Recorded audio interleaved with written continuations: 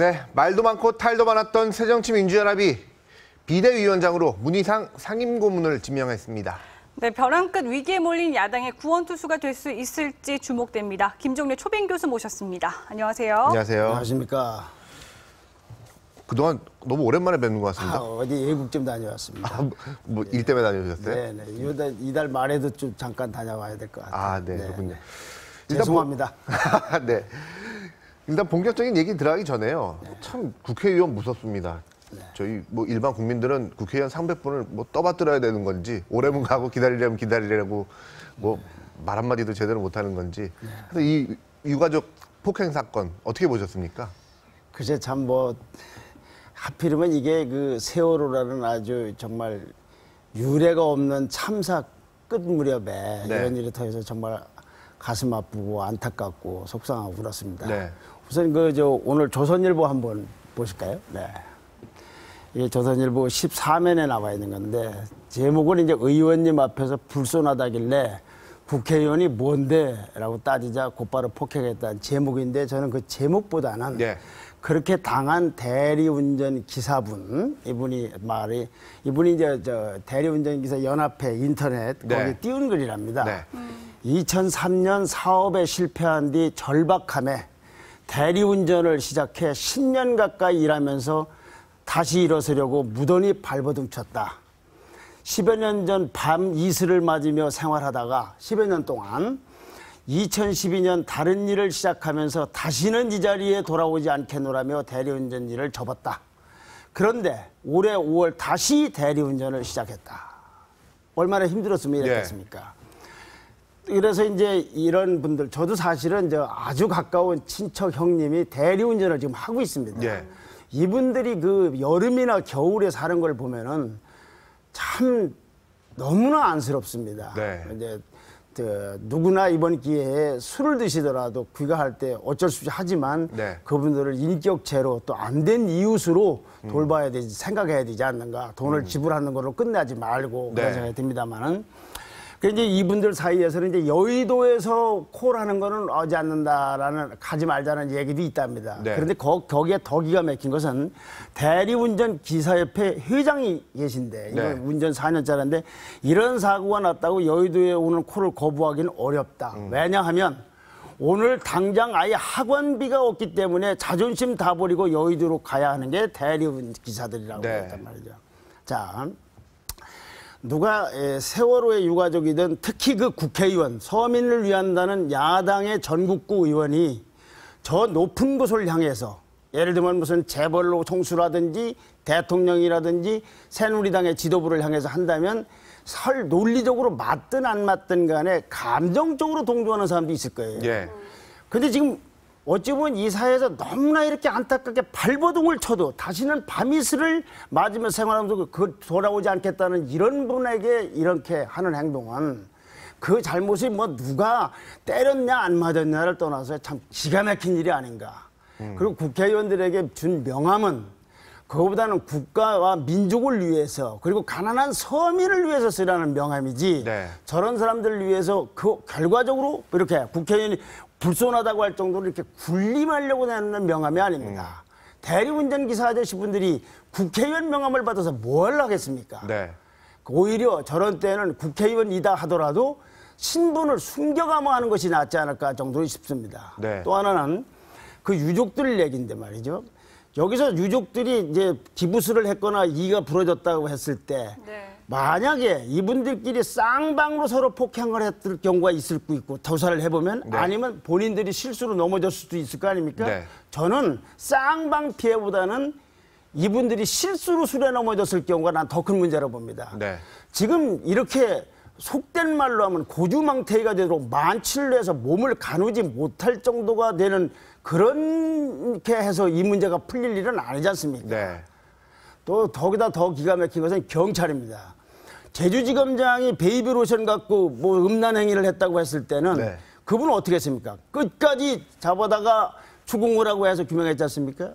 지금 그분은 내가 그때 천장에서 제주지검장이라고 했으면 경찰이 저렇게 안 했을지 모릅니다.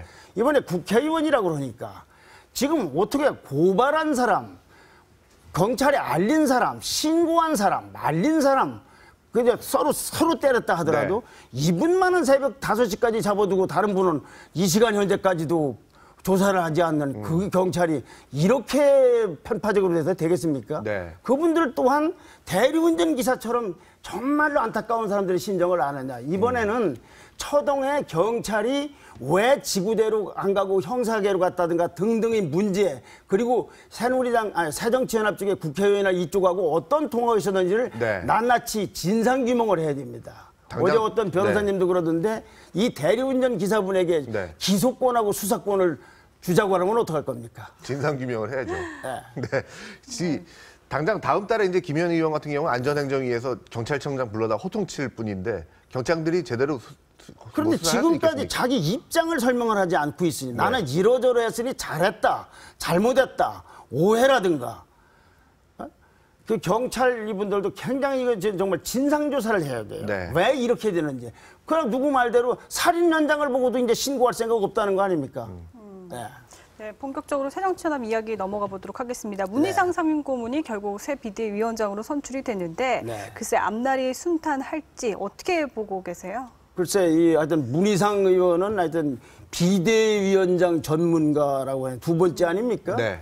근데 이것도 뭐 앞날이 순탄할 거냐 안 할 거냐는 건 사실은 문희상 위원장에게 답이 있다고 봅니다. 여기서 문희상 위원장이 이제 무슨 지구당 조직책을 임명하느니 전당대회 준비를 실무적으로 하느냐는 건 내부 행정상의 문제고 국민에게 비치는 건 새 비대위원장이 이끄는 새정치연합은 어느 정도 변화하고 변화할 가능성이 있는가가 중요한 거 아닙니까? 네. 어느 지역구에 누가 무슨 조직책이 되고 지구당 위원장이 되고 시당 위원장이 되고 당무위원 누가 됐냐는 건 내부 문제 아닙니까? 네. 근데 오늘 이게 중앙일보에 나온 겁니다만 야당 주총이 고문들을 저 주총으로 표현했습니다만은 문희상 도와달라 살려달라고 그랬습니다. 국민 여러분 도와달라 살려달라. 근데 그 말은 국민에게 할 거 없이 그 주총장에서 나왔던 고문들이 한 얘기만 보면 뭘 어떻게 해야지 도와줄 수 있고 뭘 어떻게 해야 살아남을 수 있는 해법이 다 나와 있다 이거죠. 네. 한번 여기서 발언한 내용이라고 중앙일보가 소개한 겁니다. 네. 우리 당은 내 옆의 동지가 없어져야 내가 있다고 생각하는 정당이다. 이게 중앙일보가 보도한 것이지 중앙일보의 입장을 얘기하는 게 아니에요. 그 자리에서 나온 발언입니다. 박영선 원내대표가 이상돈 중앙대 명예교수의 영입을 위해 문재인 의원 집에 찾아간 건 아주 잘못이다. 비상한 시기에 둘이서만 협의하고 문 의원이 계파 수장처럼 비춰지는 것은 용납할 수가 없다. 그것도 참석자들이 발언입니다. 예. 밑에는 이제 초재선 의원들이 굉장히 이제 말하자면 이제 행동을 강하게 한다는 걸 비판하면서 이제 중진들이 혼을 낸다고 해도 의미가 없다. 더 박살내면 도리어 개망신을 당한다. 또 어떤 참석자는 자기 고등학교 선배 10여 명이 한 자리에 모였는데 당이 존속될 것으로 보는 사람이 2명이고 나머지 8명은 해체될 것이라고 예상했다. 예. 그러면 도와달라 살려달라에 대한 궁극적인 출구, 돕는 길과 살아남는 길은 여기 다 있는 거죠. 그래도 이거를 좀 나눠서 한번 여기 나온 얘기들을 종합을 하고 그동안 야당에 주어졌던 비판과 충고, 애정을 종합을 해서 키워드로 한번 정리를 해봤습니다. 네, 첫 번째 키워드 한번 볼까요? 네. 수권정당이냐 계파연합이냐. 정당은 권력 획득 내지는 장악을 목표로 하는 거 아닙니까? 네. 나라를 자기들 소신대로 국민에게 동의를 받고 지지를 받아서 자기가 자기를 끌고 가고 싶은 나라의 청사진대로 만들어가고 싶은 게 그래야지 정당이라는 걸 하는 거 아닙니까? 네. 그러면 수권정당, 저 당이 국가를 맡겨도 정말로 잘해나거나 아니면 최소한 더 못하지 않겠다라는 믿음이 주어져야 될 거 아닙니까? 예. 근데 오늘날 야당은 그런 이미지를 제가 뭐 골수 야당 지지자가 아니어서 그런지 모르겠습니다만은 그것보다는 그냥 정치하는 사람들끼리 이런 계파 저런 계파로 모여있는 이렇게 일종의 계파 연합끼리 뭉쳐있는 것 같은 상태가 된다 이런 얘기죠. 이렇게 되면은 계파 연합에서는 수권이 꼭 목표일 이유가 없는 거 아닙니까? 수권이 목표인 것처럼 안 보이는 것, 이걸 문희상 대표는 원로들의 자괴감과 이런 자조 섞인 발언 등을 공합을 하고 국민 여론을 받들어서 계파 연합을 없애버리고 이런 이미지를 불식시키고 수권 정당의 길로 가도록 그래서 완성이 되든 그런 길로 가도록 하지 않으면은 문희상 대표는 누가 도와줄 수도 없고 달려주는 방법도 없지 않습니까? 정당이 정당의 모습을 잃어버리면 어떡합니까? 예. 근데 지금 이 새정치연합 상황이 박영선 대표도 어려움을 토로를 했고 문희상 비대위원장이 누가 와도 이게 어려운 상황 아니에요? 그러니까 박영선 의원이 정치력과 판단력이라든가 등등에서 한계가 있어 실패로 끝났다면 노력을 했어도 그걸 알고 들어온 문희상 위원장은 아니 본인이 무슨 안 하면은 무슨 형사 고발되기 때문에 한 거 아닙니까? 안 한 건 아니지 않습니까? 자기가 하여튼 결국은 동의를 한 거 아닙니까? 그러니까 그런 각오를 다져서 그런 걸 다 딛고 새롭게 해서 꼭 집권하기를 바라는 게 아니라 수권 정당의 모습은 갖춰야 될 거 아닌가. 네. 네, 두 번째 키워드 열어주시죠. 이념 중시냐 민생 중시냐.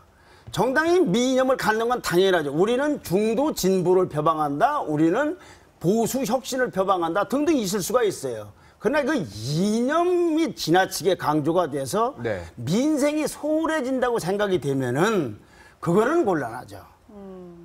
그렇다고 해서 민생 때문에 이념을 완전 포기하라는 것이 아니라 민생 속에다 이념을 집어넣더라도 민생 문제를 외면하면서 오로지 이념만 강조할 수는 없는 거 아닙니까? 그러나 지금 새정치연합의 행동은 아무리 봐도 민생 중시하는 것처럼 보이지 않지 않습니까? 아니면 균형적으로 보는 것 같지도 않지 않습니까? 뭐 새누리당이 얘기하는 민생은 가짜다. 그러면 가짜면 진짜 민생이 뭔지를 세월호법 말고도 달리 제시를 하든지 얼마나 많은 민생적인 법안과 현안들이 지금 우리를 옥죄고 있고 널려 있습니까? 너무 많아서 탈이지 없어서 탈인 게 아니지 않습니까? 그래서 민생을 하되 거기에 굳이 자기네들이 이념이 그렇다 하면은 그 이념적으로 민생 중시를 할 수, 복지를 강화하라든지 또는 뭐 연금을 어떻게 하라든지 규제를 덜 완화하라든지 그게 있어야 될 거 아니겠습니까? 이것도 문희상 대표가 남 보고 도와주는 게 아니라 스스로 돕는 길이고 스스로 살아남는 길로 가는 선택지겠죠.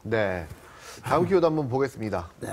운동권 정치와 정당 정치. 정치는 정당 정치가 이 민주주의의 골간 아닙니까? 정당 정치라 하면은 이 말로써 만약 언쟁을 하든 토론을 하든 대화를 하든 타협을 하든 해야 될 거 아니겠습니까? 그런데 운동권 정치, 한국에서 운동권은 우리 헌정사에서 참 독특한 위치를 갖고 있고 그 덕택에 대통령 직선제를 통한 민주화도 이룩한 측면이 굉장히 많죠. 그럼 아무도 부인하는 사람 없어요. 심지어는 독재편에 가담했던 사람도 그걸 인정할 겁니다. 그러나 거기서 묻어나온 권위주의 체제에 대응했던 그 체질들, 예를 들면 투쟁을 한다든지 장외로 나간다든지 무슨 다수를 내면한 소수가 너무 이 다수보다도 더 강해진다든지 거기다 이제 경우에 따라서 꼭 그것만인지는 모르겠습니다만 최근 들어서 하여튼 이 여당도 그렇지만 야당 쪽에서 막말과 저질 발언이 굉장히 많지 않습니까? 귀태라든지 뭐 태어나지 말아야 될 정권이라든지 국가 원수라든지 뭐 여러 가지가 이러니 이렇게 거리에서 독재 타도를 하듯이 했던 그 운동권 체질을 바꾸고 이제는 좀 세련되고 우아하게 고품격스럽게 이렇게 해야 될 거 아니겠습니까? 그러려면 우선 대리운전 기사 보고 명함 주는 것부터 없어야죠. 사실은 여러 특권보다도 그런 게 특권 아닙니까? 위압적으로 작용하는 거 아니겠습니까? 내가 누군지 알아? 뭐 이런 거. 아마 요즘에는 옛날에 한때 비판받던 기자도 대리운전 기사한테 명함 주지는 않을 겁니다. 그 사람이 안 하겠다면 강제로 시키는 방법이 없어요. 그 사람 달리 돈을 벌여야 되는 거니까. 직장도 거기에 목매 있는 것도 아니고. 조건이 안 맞으면 못 갈 수도 있고 안 갈 수도 있는 거 아닙니까? 그걸 명함을 들이대서 한다는 건 좀 말이 안 되는 거죠. 이런 것들이 전부가 잘못된 오버하는 것이다. 이런 거 다 말끔히 지우고 우리가 외국에서 보듯이 책상 의회당에서 열변을 토하고 토론하고 협상하고 실력 있는 분들이 야당은 왜 없습니까? 아주 대단히 우수한 분들 많지 않습니까? 그런 분들과 열심히 정당 정치, 대의 정치를 해야 되는 거예요. 그렇지 않으면 이제 운동권이냐 정당이냐 할 때서 국민으로부터 외면을 받는다. 아마 올해처럼 헌법에도 없는 국회 해산론이 이렇게 등장한 것은 아주 드문 현상 아니겠습니까? 네. 아마 총선 때까지 이런 상태로 가면 계속 될 겁니다. 네. 제가 어렸을 때만 해도 야당 정치인 분들 가운데 뭐 네. 막말이 나오면은 옳은 소리, 뭐 바른 말 하는 소리 하는 분들이 분명히 계셨는데 최근에는 좀 사라진 것 같은 느낌이 바른 들거든요. 소리, 옳은 소리는 박근혜 대통령을 혹독하게 비판할 수도 있죠. 근데 그게 막말로 하는 거나 저질 발언은 곤란하다 이런 얘기죠. 네. 근데 한번 보십시오. 이걸 갖고 더 하나 우리가 결산을 해볼 수 있는 것은 적어도 지난번 대통령 선거 이후에 야당의 모습에서 우리가 기억나는 것은 국정원 댓글 사건, 그다음에 남북 정상회담 대화록 문제, 네. 그리고 안철수 의원 들어오느냐 마느냐 문제, 그다음에 세월호. 네. 이 정당으로서 기본 모습하고는 좀 뭔가 거리가 든 모습이 야당이 쭉 여태까지 왔던 거 아닙니까? 네. 그 끝 무렵에 문희상 위원장이 지금 소위 구원투수로 다 동의한 건 아니지만 일부 이견 속에서 등장을 한 겁니다. 네. 네. 마지막 키워드가 열렸네요. 세월호 특별법 원안이냐 세법이냐. 네, 이제 당장 급한 것은 이거겠죠. 그렇죠. 그거가 국민적으로. 예. 물론 이것이 이 문희상 비대위원장이 해야 될 역할이 범위 안에만 있는지는 모르겠으나 이제 박영선 원내대표가 그만두면 새 대표 나오겠지만 어쨌거나 정당의 우선 수장이 됐으니 예. 이 법을 원안대로 갈 것이냐 신해법을 가져갈 것이냐. 지금 대다수는 야당이 주장하는 원안은 두 번이나 여야가 합의를 했는데도 안 되니 네. 그걸로는 안 되는 것이 대다수의 국민들의 여론과 뜻 아닙니까? 주문이고. 네. 그러니 새로운 해법을 그 어떤 법인지 저희들은 모르겠습니다만은